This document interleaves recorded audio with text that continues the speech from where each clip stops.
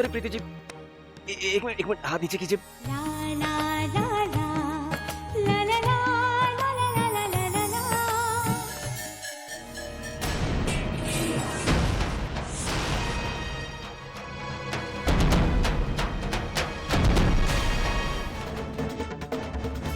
अच्छा, तो ये है जो इतने दिनों से मेरी और इनकी जासूसी कर रही है। यार एक बात बताइए, सुमी के गहने करीब कितने के हो गए? वो गहने मिलाकर जो वो मायके से लाई, वो तुम्हें अपने गहने कभी नहीं देगी। देगी राज, जरूर देगी। बड़े कॉन्फिडेंट लग रहे हो। हूं भी राज, आखिर मुझे करना ही क्या है? आप देखना, वो खुद मुझे अपनी ज्वेलरी ला कर देगी। I'm proud of you, my son.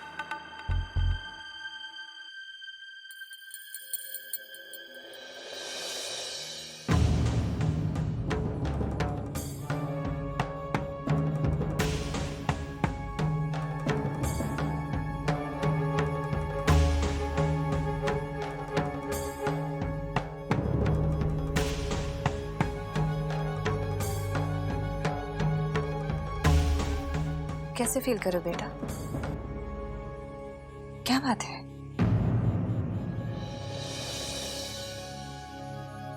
Mummy जी, मुझे सब पता चल गया है। क्या पता चल गया? यही कि ऋषि और पापा आजकल ऐसा क्यों बिहेव कर रहे हैं। हे भगवान, ये क्या जान गई है? बैठे। मम्मी, एक्चुअली इन लोगों को बिजनेस का बहुत टेंशन है। एक तरफ साख और सब कुछ दांव पे लगा हुआ है और दूसरी तरफ बैंक लोन सैंक्शन नहीं कर रहा। देखो बेटा, उनकी बिजनेस की प्रॉब्लम से वो खुद ही निपट लेंगे, तो उन बातों में ना ही पड़ो तो अच्छा है। ये कैसी बातें कर रही हैं आप मम्मी जी? ये प्रॉब्लम सिर्फ उनकी नहीं, हमारी भी है, पूरे परिवार की है। बल्कि मैं तो ये सोच रही थी कि अगर उन्हें इस प्रॉब्लम से निकालने के लिए मुझे अपने गहने भी बेचने पड़े। नहीं सुमी, ऐसे बात सोचना भी मत, और गलती से ये बात उनके सामने मत लाना। सच सच बताओ सुमी, क्या ऋषि ने तुमसे तुम्हारे गहने मांगे? नहीं, लेकिन मम्मी जी, गहने इसीलिए होते हैं ना, ताकि वो बुरे वक्त में, मुसीबत के समय घर के काम आए। मेरा कहना मानो सुमी, अपने गहनों को किसी के हाथ मत लगने देना, चाहे कुछ भी हो जाए। खाना नीचे लग गया है, आ जाना।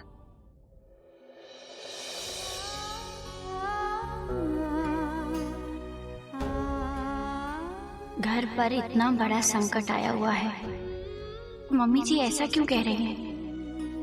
आखिर स्त्री धन होता ही इसलिए है कि बुरे वक्त में घर के काम आ सके।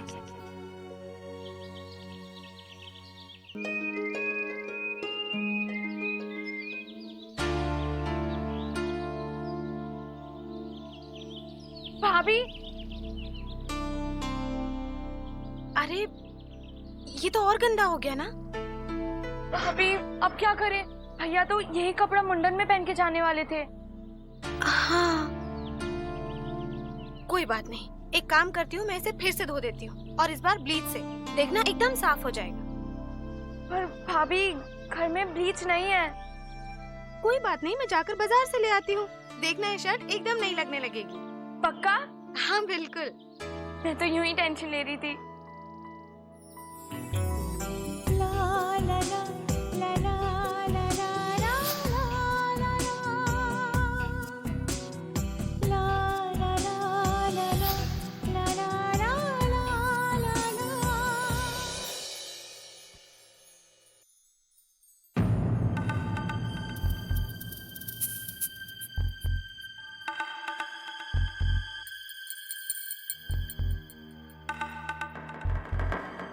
कुछ समझ में नहीं आ रहा शर्मा जी कि मैं क्या करूं। अब तो हमारे पास गिरवी रखने लायक कुछ चीज भी नहीं है। देखिए, हमारा सारा बिजनेस, सारी रेपुटेशन को सिर्फ आप ही बचा सकते हैं। हमें बस थोड़ी सी मोहलत दे दीजिए। जी जी, लेकिन फिर भी अगर आप हमें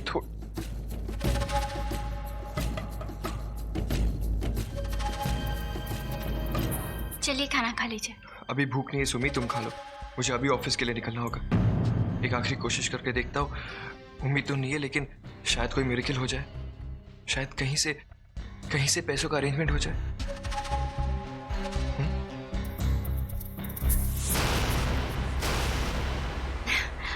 तो समझिए पैसों का अरेंजमेंट हो गया।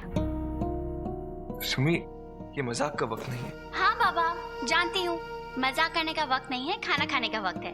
आप चलिए खाना खाइए, तब मैं आपको बताती हूँ कि पैसों का अरेंजमेंट कैसे हो गया। नहीं, पहले तुम मुझे बताओ कि तुम क्या कह रही हो। खाना खाइए, बता। चलिए। प्रीति भाभी, मैं आपकी कुछ मदद कर दूं? लीजिए प्रीति भाभी, हमेशा की तरह पूरा खाना बनने के बाद ऋतु भाभी मदद के लिए आई हैं। मैं यहाँ पहले भी आई थी काम पूछने के लिए, पर यहाँ कोई था ही नहीं, तो मैं क्या करूँ? हाँ रितु, वो जरा मैं बाजार चली गई थी इनकी शर्ट के लिए ब्लीच लाने। सुन लिया? फिलहाल मैं अम्मा जी के लिए पानी लेने आई हूँ, उनकी दवा का वक्त हो गया है।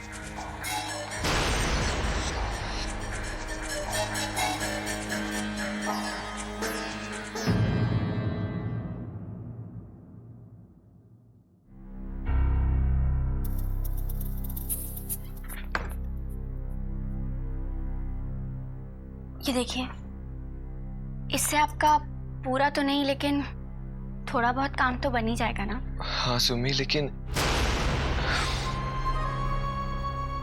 नहीं, मैं ये गहने नहीं ले सकता। तुम्हारे मॉम डैड ने तुम्हें ये गहने इतने प्यार से दिए हैं, वो क्या सोचेंगे? यही सोचेंगे कि उनकी बेटी ने अपने गहनों का सही इस्तेमाल किया है। आप मुझे अपना मानते हैं ना, तो बस ये गहने रख लीजिए, आपको मेरी कसम है। This is not fair, Sumi. तुम मुझे अपनी कसम देकर मजबूर कर रही हो ना? चलो ठीक है, मैं एक काम करता हूँ, मैं इन गहनों को ले जाता हूँ और इनकी वैल्यूएशन निकालता हूँ।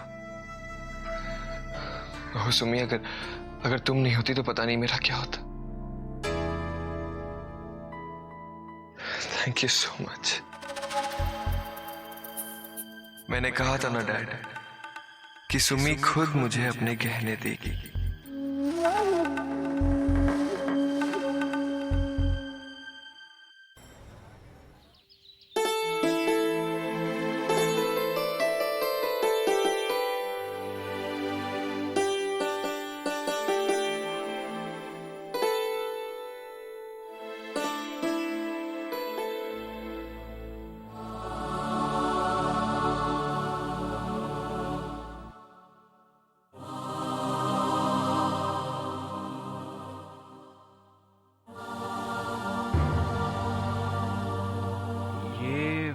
शर्ट अभी तक सूखी नहीं।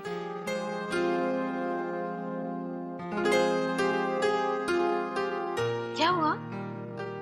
नहीं जी, वो शर्ट अभी तक सूखी नहीं, गीली है, तो इसीलिए मैं देख रहा था। हाँ, क्योंकि आज पूरे वृंदावन में सिर्फ हमारे यहाँ बारिश हुई है। बारिश? ऐसी कोई बात नहीं है। असल में सजनी के हाथ से गिरकर ये शर्ट मैली हो गई थी, तो मैंने इसे दोबारा धो दी। लाई, अभी मैं इसे प्रेस कर देती हूँ तो सूख जाएगी। तब तक आप हाथ मुंह धो लीजिए। आपको मुंडन में जाना है ना आज? जी हाँ। प्रीति जी थैंक यू, आपने धोई, लेकिन प्रीति जी मैं प्रेस कर लूंगा ना, आप क्यों चिंता करती हैं? नहीं, प्रेस मैं कर देती हूँ। एक मिनट।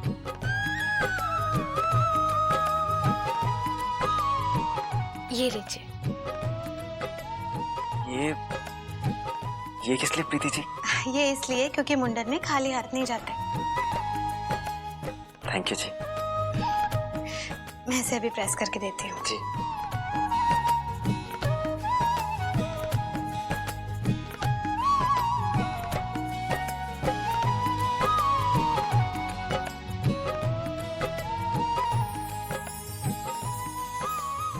देखा माँ, आपकी बहू ने मेरी कमीज धोई, उसे प्रेस करने भी गई, और ये मेरी प्रीति जी। तेरी प्रीति जी ने तुझे रोज रोज टिफिन देके महीने की 90 रोटियों का खर्च बढ़ा दिया है। पूछ अपनी प्रीति जी से आज बाजार गई थी या नहीं ब्लीच लाने। रितु ने खुद अपने कानों से सुना है।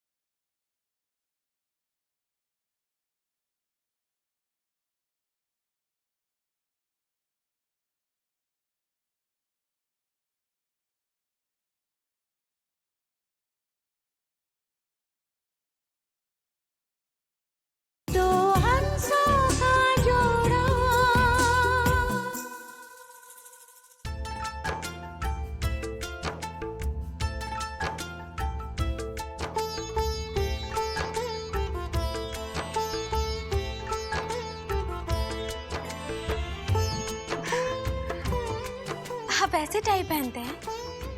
हाँ जी, मैं तो हमेशा ऐसे ही टाई पहनता हूँ। वो क्या है ना प्रीति जी, इससे शर्ट की क्रीज खराब नहीं होती। ये देखिए, और नॉट भी अच्छी तरह से बन जाती है। ये लीजिए शर्ट। जी लाइए, मुझे दीजिए। थैंक यू जी।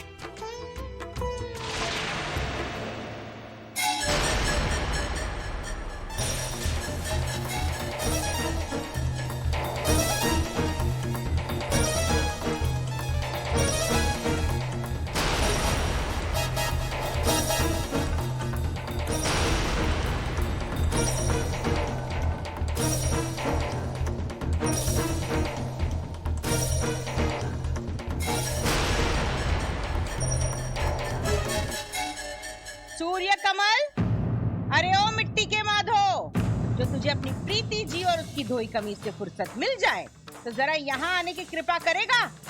सुना?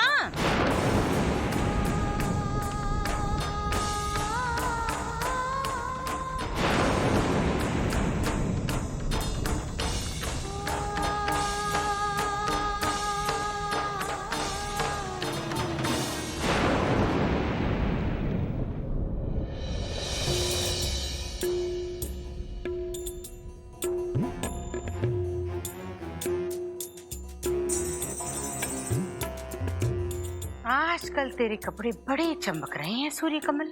ये तेरी कमीज नई जैसी लग रही है ना माँ, लेकिन नई नहीं है। अरे क्यों नहीं लगेगी लल्ला? आखिर तेरी जोरू ने महंगे वाली ब्लीच से खातिरदारी जो की है इसकी। बड़े घर की बेटी है तो ब्लीच फ्लीच के चोचले तो दिखाएगी। मैं पूछती हूँ, जरूरी चीजों के लिए तो तेरे पास पैसे होते नहीं। इन सब चीजों के लिए तेरे पास पैसे कहाँ से आ जाते हैं? एक ढेला नहीं है मेरे पास घर खर्च के लिए। ला पैसे दे। माँ लेकिन तनख्वाह आने में तो अभी 1 हफ्ता है। अरे तो मैं क्या करूं? तुझे अपना खर्चा बढ़ाने से पहले सोच लेना चाहिए था। तेरी मरी गली तनख्वाह में ये खर्चा पूरा होगा या नहीं। अगर चमचमाती कमीज पहनने का शौक है ना तो पहले ब्लीच के पैसे कमा, और अगर रोज दफ्तर टिफिन ले जाने का शौक है तो ऐसे क्या देख रहा है?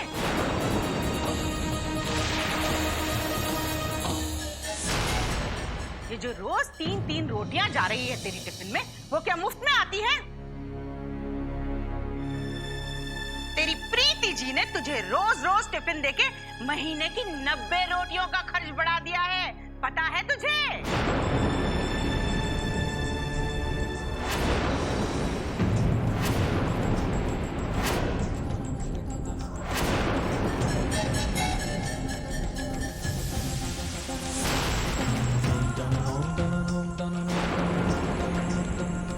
गौर मत पूछ अपनी प्रीति जी से आज बाजार गई थी या नहीं ब्लीच लाने। मना कैसे करेगी? रितु ने खुद अपने कानों से सुना है।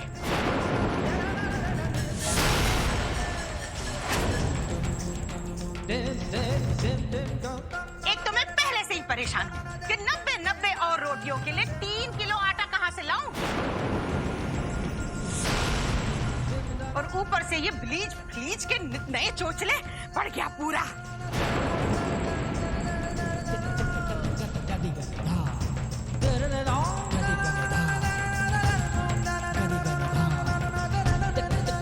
तनख्वाह आने तक ये रख लीजिए, इससे काम चला लीजिएगा।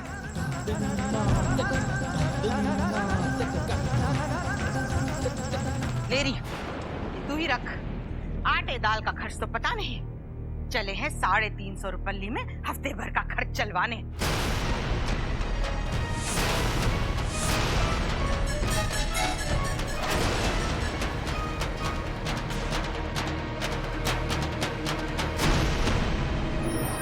पहले से इस घर की एक पत्नी के गहने गिरवी रखे जा चुके हैं। कम से कम अपनी पत्नी के साथ तो ऐसा मत करो जैसे तुम्हारे पिताजी ने। What rubbish are you talking?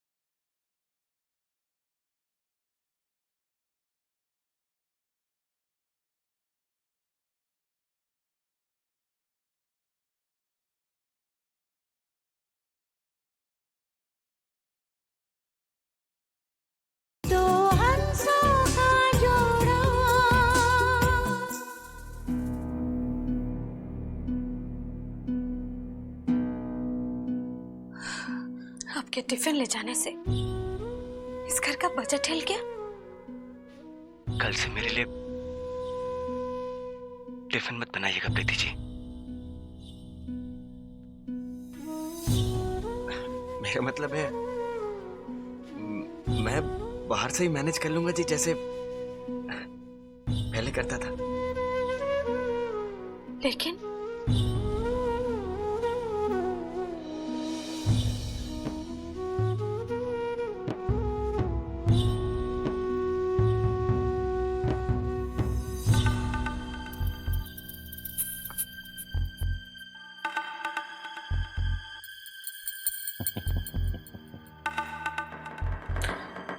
मान गए बेटा, गुड शो।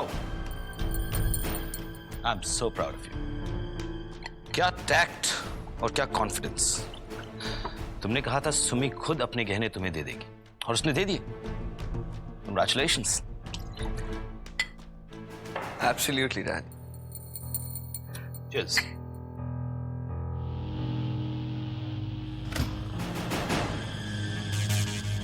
अरे मॉम आप हैं, मुझे लगा कि सुमी आ गई। क्या क्या छुपाओगे उस बेचारी से? बेटा प्लीज सुमी के गहने मत लो। पहले से इस घर की एक पत्नी के गहने गिरवी रखे जा चुके हैं। कम से कम अपनी पत्नी के साथ तो ऐसा मत करो जैसे तुम्हारे पिताजी ने। What rubbish are you talking? तुम ना हमेशा नेगेटिव ही सोचती हो, नेगेटिव ही बोलती हो। इसीलिए जहां पे भी तुम होती हो ना, वहां हमें नुकसान ही उठाना पड़ा है। अरे कभी हम पे भरोसा तो किया होता, फिर देखती तुम। क्या मैं भरोसा करना चाहूंगी तो कैसे, बताइए? हमेशा हालात का झूठा बहाना जो सामने आता है।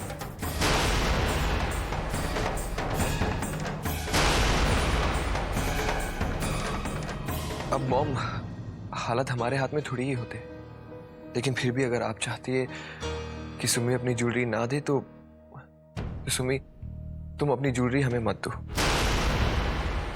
तुम प्लीज ये ज्वेलरी ले लो, क्योंकि हमारे लिए इस घर की खुशियां बिजनेस से ज्यादा इंपॉर्टेंट है।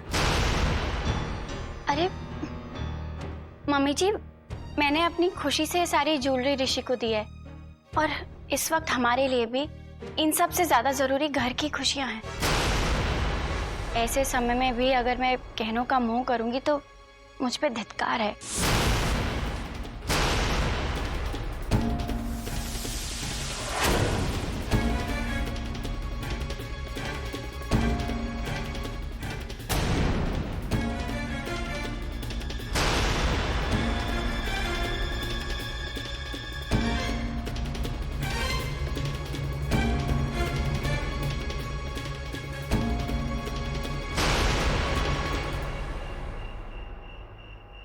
जो रोज तेरे दफ्तर के टिफिन में रोटियां जाती हैं ना सूर्य कमल, वो मुफ्त में नहीं आती।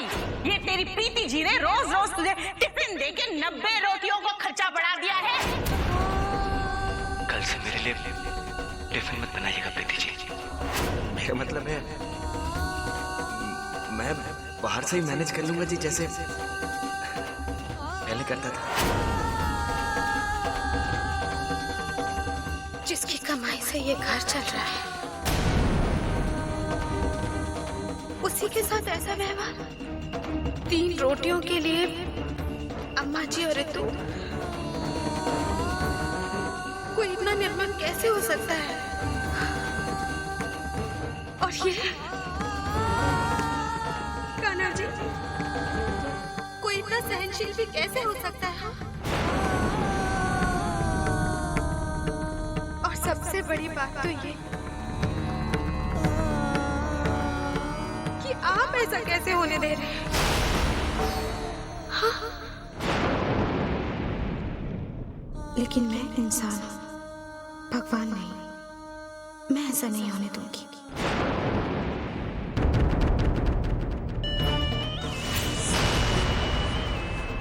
$9,500 अपने खर्चों पे लगाम दो बेटा। देखा जाए तो हम बराबर के हिस्सेदार हैं, लेकिन हम हैं सिर्फ 2 और तुम लोगों 4-4।